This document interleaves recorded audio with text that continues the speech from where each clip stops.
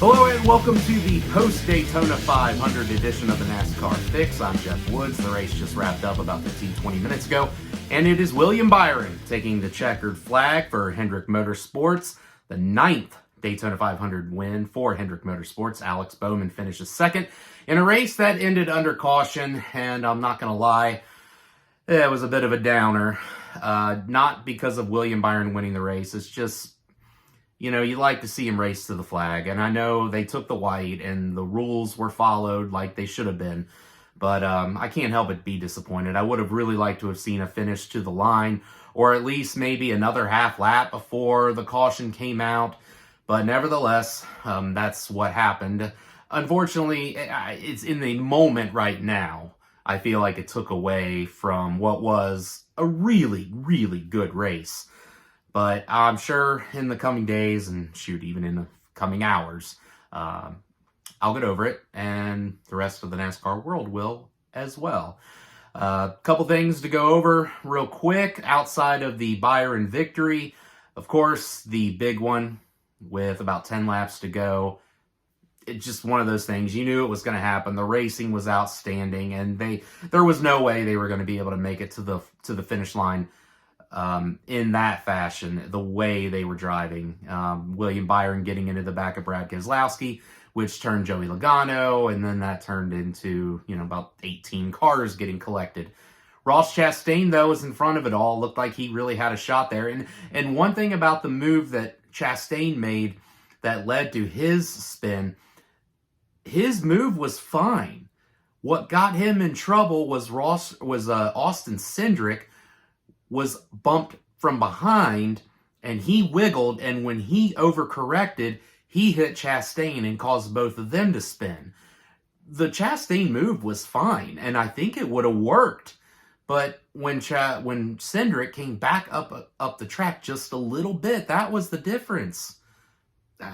We could be having a whole different story if Cindric does not come back up the track just a little bit. Watch the replay, and I think you'll see that was the case. The first stage, one of the weirdest stages I can recall, especially at the Daytona 500 with the fuel strategy.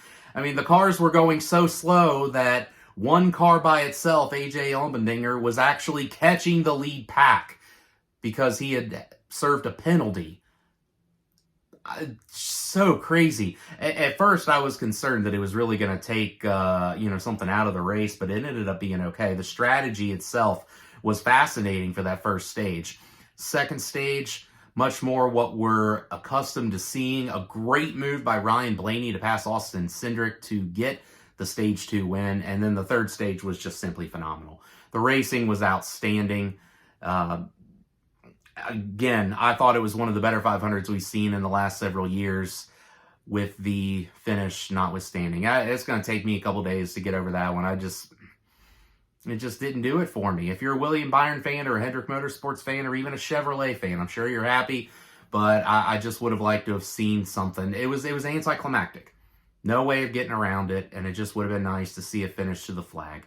But your top five: William Byron, Alex Bowman, Christopher Bell, Corey LaJoie, another good finish at a super speedway. Look out for him at Atlanta next week. And AJ Allmendinger leading a few laps and not even driving the full season, getting a top five for Colleague Racing. Couple things, too, that I can recall. Joey Logano probably had one of the best cars. Denny Hamlin obviously had a fast car. Kyle Busch had a very fast car. But other than those three, I don't recall any off the top of my head that really asserted themselves. Cindric had some moments there, and I think Blaney did too. But it was it was all based on pit strategy, that whoever got out front was going to stay there for a while. And that's kind of how it transpired. Really, Kyle Busch was the only one that I could see that could really come from the back to the front. And Logano, because Logano kept leading that third lane every time. That was a good call by him, by the way.